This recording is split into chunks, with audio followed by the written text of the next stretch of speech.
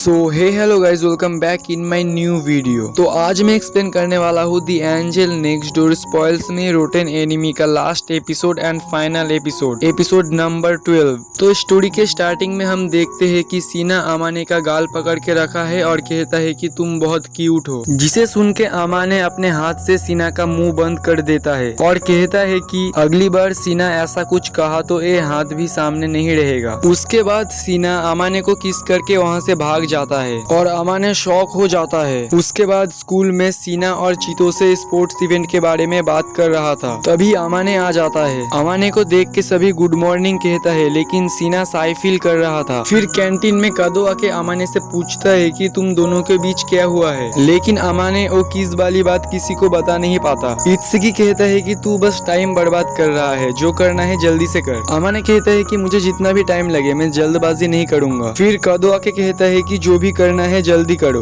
उसके बाद घर में सीना अमाने के रूम में आता है और उससे सॉरी कहता है, क्योंकि सीना डिनर से पहले ही निकल गया था इसीलिए। फिर अमाने उस किस के बारे में बात करने लगता है। सीना कहता है कि मैं बदला लेना चाहता था इसलिए मैंने ऐसा किया। अमाने कहता है कि ये दोनों बात अलग है। उसके बाद स्कूल में चितोसे और इत्सुकी सैड फील कर रहा था क्योंकि वो दोनों अलग अलग टीम में था इसीलिए। फिर इत्सुकी अमाने से कहता है कि वो कौन सा इवेंट में पार्टिसिपेट करेगा। अमाने सोचने लगता है।